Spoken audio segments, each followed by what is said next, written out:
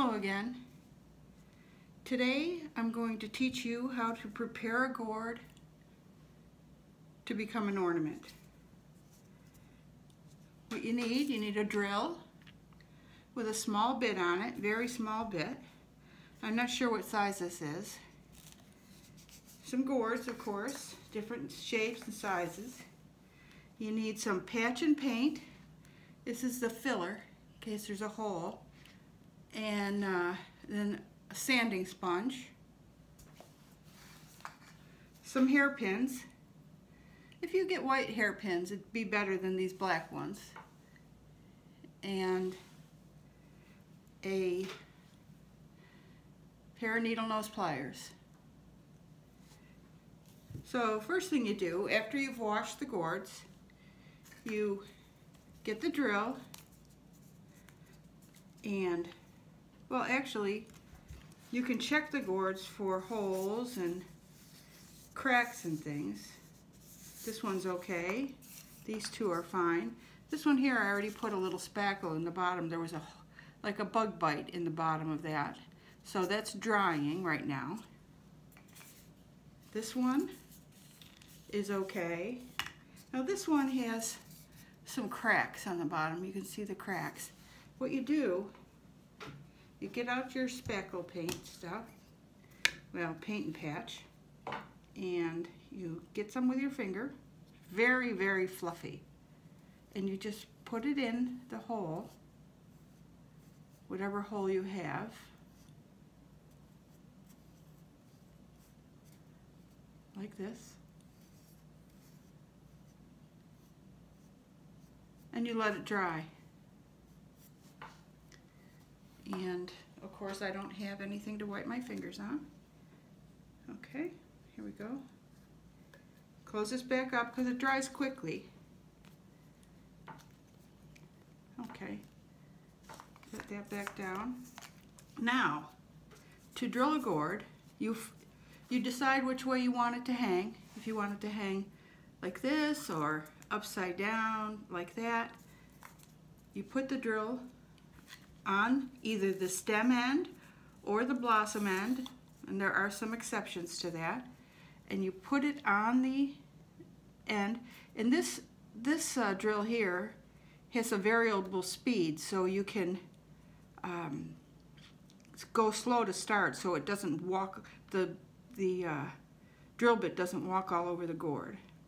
And you start going a little bit till,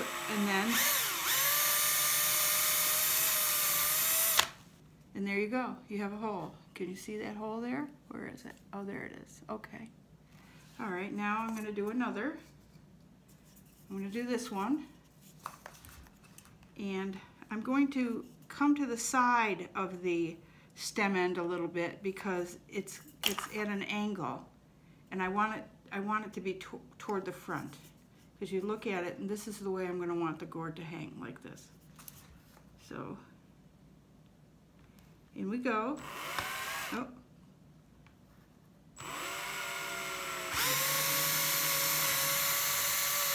And that gourd did not want to do what I wanted, so the hole is in the center.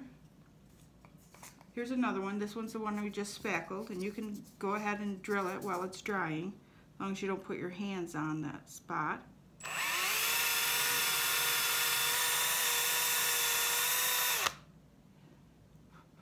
There you go. Let's see what we have here. That one's done. Now this is a spoon gourd.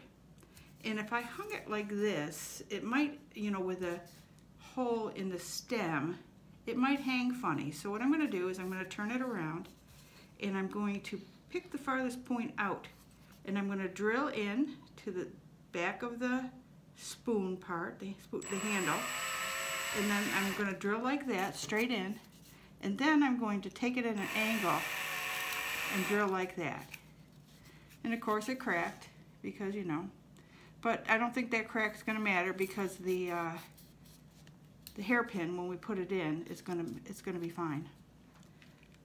It'll cover it. And now here's another one, the one I did earlier, and I'm going to want this one to be right at the top of this. Okay, I want to make sure I'm in the camera. Okay, drill in. and then turn it a little so it's at an angle, so it goes, the pin can go straight down. Okay, now seems like they're all drilled, and now it's time to do the hairpins. Get a hairpin. Let's see, I'll put it with me in the background so that you can see it. The hairpin, and you get the needle nose pliers, and you pinch about 1/4 of an inch down from the loop, and you bend it up. Bend it up like that. And then you get the other side, and you bend that up. So now you have a hairpin that's bent like that.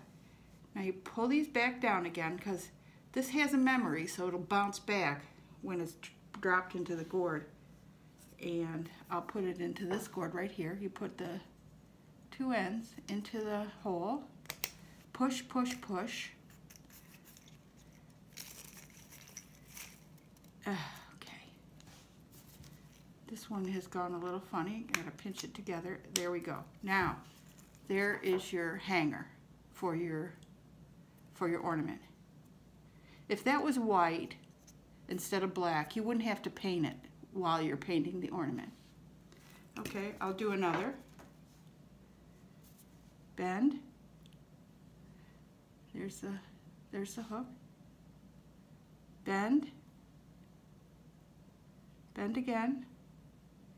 If you go too close to the loop, you won't have a very nice loop for a hanging loop, so you don't want to do that. Okay, there you go, the hole goes in, push, push, push.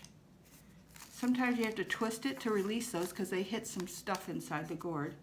And ta-da, another gourd with a hook in. I'm going to do a couple more of these just so that they're ready. Okay. All right, now here we go. Push. There you go. And there it is. These hooks are so great. You can actually put one into the bottom of a big gourd, like right here, the bottom, so that you won't be able to see it. And you can hang it outside with a string or something to hold it, so you can spray it and not put your hands on it, because they're real strong and they hold things really well. So anyway, I'm going to do this one because I'm worried about it. The one where I cracked the, it's not really cracked, it's just the hole's bigger than I wanted it. Here we go. Another. Now, when you slide this one in, you don't want to go in straight across, because the points of these hairpins can actually pierce the gourd. You don't want that. So you put it down at an angle like that, and it's okay. You see how it looks? Well, we'll see how it comes out after. All right. Okay. Now I'm going to show you. Now this one, it's not really dry all the way yet, but you take this sanding sponge. They're very fine. You can get these at your hardware store. You can get this at the hardware store too. I think I got it at Home Depot. And you just sand, and that hole, this was where the hole was, is gone. I think what I'll do though, because it is still a little damp, I'll let it sit a little longer, and I'm going to put a little more spackle in it because it's sunk in. Put a little more spackle in, like that. And I will, before I paint this gourd, I will sand it again.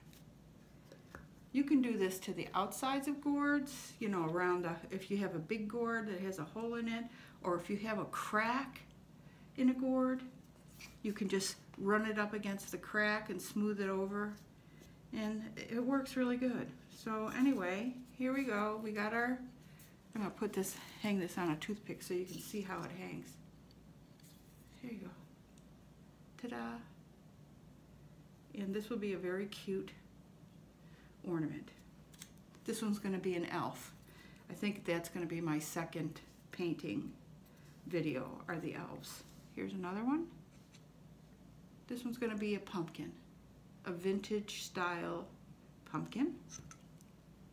And I forgot what this one's going to be. Probably a Santa Claus.